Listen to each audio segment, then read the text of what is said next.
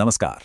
आज हम रामायण के दो सबसे शक्तिशाली किरदारों राम और रावण की कहानी की बिल्कुल शुरुआत में चलेंगे, उनकी जड़ों तक। देखिए, ये सिर्फ अच्छाई और बुराई की लड़ाई नहीं है, नहीं। ये कहानी है जबरदस्त महत्वाकांक्षा की, कठोर तपस्या की, वरदानों की और आखिर में नियति की। तो कहानी की शुरुआत होती है एक ऐसे दौर से, त्रेता युग में, जब अधर्म ने अपने पैर जमा लिए थे। एक 10 सिर वाला, 20 भुजाओं वाला, एक ऐसा राक्षस राजा जिसकी ताकत से तीनों लोग मतलब स्वर्ग, पृथ्वी, पाताल सब कांप उठे थे। उसका आतंक ना अब सहा नहीं जा रहा था। पर सवाल तो ये है ना कि आखिर कोई एक अकेला प्राणी इतना इतना ज्यादा शक्तिशाली बना कैसे कि देवता तक उससे डरने लगे? उसकी ताकत का राज क्या था? चलिए इस कहानी को बिल्कुल शुरू से देखते हैं। तो हुआ यूं कि सब कुछ शुरू हुआ राक्षस राजा सुमाली की एक अधूरी हसरत से। वो देवताओं से हारकर पाताललोक में छिपा हुआ था। उसने अपनी बेटी कैकसी को महान ऋषि विश्रवा के पास भेजा। क्यों?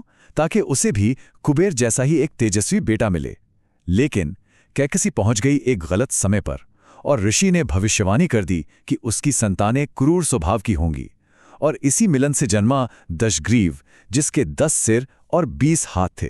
फिर एक दिन जब उसकी माँ कैकसी ने उसे उसके सौतेले भाई कुबेर की दौलत की याद दिलाई, तो बस दशग्रीव ने ठान लिया कि वो उससे भी कहीं ज्यादा ताकतवर और अमीर बनकर दिखाएगा। अब अपनी ये जिद पूरी करने के लिए दशग्रीव ने ताकत पाने का सबसे मुश्किल रास्ता चुना, तपस्या। उसने अपने भाइयों कुंभकर्ण और विभीषण के साथ मिलकर, जानते हैं कितने साल? पूरे 10,000 साल तक कठोर तप किया। और उसका बलिदान तो सोचकर भी रूह कांपिए। हर 1,000 साल के बाद वो अपने 10 सिरों में से एक सिर की आहुति दे देता था। और जैसे ही वो अपना आखिरी 10वां सिर काटने ही वाला था कि उसकी इस जबरदस्त भक्ति से खुश होकर स्वयं ब्रह्मा जी उसके सामने प्रकट हो गए। ब्रह्मा जी ने दशग्रीव से कहा, मांगो, क्या वरदान चाहते हो? पहले तो उसने अमरता मांगी, लेकिन ब्रह्मा जी ने मना कर दिया। तो फिर उसने मांगा कि उसे कोई देवता, कोई दानव, यक्ष या नाग कोई भी ना मार सके। ब्रह्मा ने कहा, तथास्तु। लेकिन यहीं पर कहानी का सबसे बड़ा ट्विस्ट आता है। अपने अहंकार में, अपने घमंड में दशग्रीव ने इंसानों से सुरक्षा मांगना जरूरी ही नहीं समझा। वो उन्हें बहुत ही कमजोर, बहुत मामूली समझता था। और मजे की बात देखिए, तीनों भाइयों ने अपने अपने स्वभाव के हिसाब से ही वरदान मांगे। एक तरफ दशग्रीव ने ताकत मांगी, तो वहीं उसके छोटे भाई विभीषण ने क्या मांगा कि उसका मन हमेशा धर्म के रास्ते पर ही चले। इससे खुश होकर ब्रह्मा जी ने उसे अमरता का भी वरदान दे दिया। और सबसे छोटा भाई कुंभकर्ण, अच्छा, उसने तो देवी सरस्वती के असर से सालों तक सोते रहने का ही वरदान मांग लिया। यहीं से पता चलता है कि उनका चरित्र ही आगे चलकर उनकी किस्मत लिखने वाला था। वरदान मिलते ही दशग्रीव का अहंकार 7वें आसमान पर था। वो सीधा पहुंचा कैलाश पर्वत और उसे अपनी भुजाओं से उठाने की कोशिश करने लगा। तब भगवान शिव ने अपने पैर के अंगूठे से पर्वत को जरा सा दबा दिया और दशग्रीव के हाथ नीचे दब गए। वो दर्द से इतनी जोर से चिल्लाया, इतनी जोर से दहाड़ा कि तीनों लोग कांप उठे। बाद में शिव ने उसे माफ किया और उसे नाम दिया रावण, यानी भयानक दहाड़ वाला। और बस इसी नाम के साथ उसने अपना आतंक शुरू कर दिया। ताकत के नशे में चूर रावण ने सबसे पहले तो अपने सौतेले भाई कुबेर से सोने की लंका छीन ली। फिर उसने यमलोक को जीता, पाताल के नागों को अपने काबू में किया और आखिर में देवलोक यानी स्वर्ग पर भी हमला कर दिया।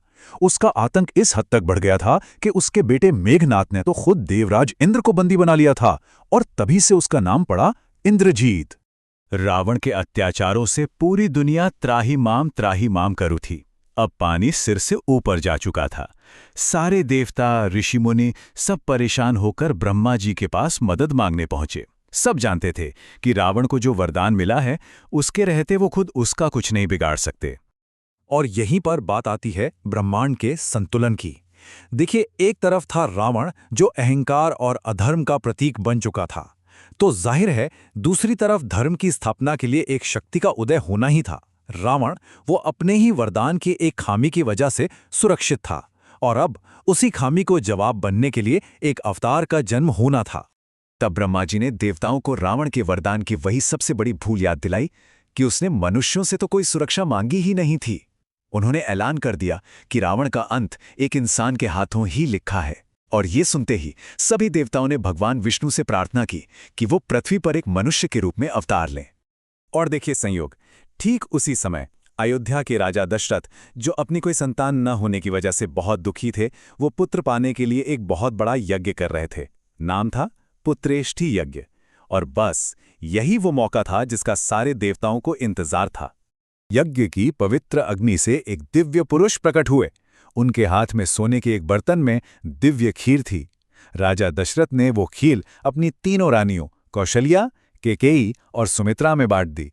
और इसी दिव्य खीर के असर से भगवान विष्णु ने एक नहीं, दो नहीं, बल्कि 4 रूपों में अवतार लिया। तो सबसे बड़ी रानी कौशल्या ने जन्म दिया राम को, जो साक्षात धर्म के अवतार थे। रानी कैकेयी के पुत्र हुए भरत, और रानी सुमित्रा ने जुड़वा बेटों लक्ष्मण और शत्रुघ्न को जन्म दिया। चारों भाइयों में प्यार तो बहुत था, लेकिन लक्ष्मण का अपने बड़े भाई राम के लिए जो लगाव था वो कुछ और ही था। खैर, साल बीतते गए, चारों राजकुमार बड़े हुए। उन्होंने वेदशास्त्र और युद्ध कला सब कुछ सीख लिया। वो अपने पिता की सेवा में लगे रहते थे और एक आदर्श जीवन जी रहे थे। लेकिन वो अभी तक इस बात से अनजान थे कि असल में उनके जन्म का मकसद क्या है। और फिर एक दिन महर्षि विश्वामित्र राजा दशरथ के दरबार में आए। उन्होंने राजा को उनके एक पुराने वचन की याद दिलाई और कहा, मैं आपके बेटे राम को लेने आया हूं। मेरे यज्ञ को राक्षस बर्बाद कर रहे हैं और उन्हें सिर्फ राम ही रोक सकता है। मारीच और सुबाहु नाम के राक्षस थे जो उनके यज्ञ में बार बार बाधा डाल रहे थे। ये सुनते ही राजा दशरथ तो एक बहुत बड़ी दुविधा में पड़ गए। एक तरफ बेटे के लिए एक पिता का प्यार था और दूसरी तरफ एक राजा का कर्तव्य और एक ऋषि को दिया हुआ वचन। वो समझ नहीं पा रहे थे क्या करें। तब उनके गुरु वशिष्ठ ने उन्हें समझाया कि विश्वामित्र के साथ रहते हुए राम का कोई कुछ नहीं बिगाड़ सकता और उन्हें अपना वचन पूरा करना ही चाहिए।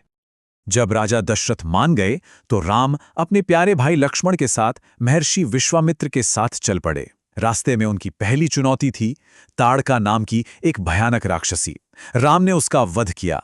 इससे खुश होकर विश्वामित्र ने राम को कई दिव्य अस्त्र शस्त्र दिए और फिर इन्हीं अस्त्रों की मदद से राम ने मारीच को तो एक ही बाण से समुद्र के पार फेंक दिया और सुबाहु का वध करके ऋषि के यज्ञ को बिना किसी बाधा के पूरा करवाया। तो यज्ञ पूरा हो गया, राक्षसों का नाश हो गया। विश्वामित्र का जो मकसद था वो तो पूरा हो गया था, लेकिन राम की यात्रा तो अभी बस शुरू ही हुई थी।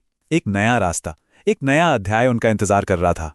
इसके बाद विश्वामित्र राम और लक्ष्मण को अपने साथ मिथिला ले गए। वहां राजा जनक ने अपनी बेटी सीता के विवाह के लिए एक स्वयंवर रखा था। और शर्त क्या थी? भगवान शिव के दिव्य धनुष को उठाना और उस पर प्रत्यंचा चढ़ाना। तो अपनी पहली वीरता साबित करने के बाद राम की अगली बड़ी नियति क्या थी? राजा जनक के दरबार में और उस रहस्यमयी अटूट धनुष के पास आखिर क्या होने वाला था? इसका जवाब रामायण की आगे की कहानी में छिपा है।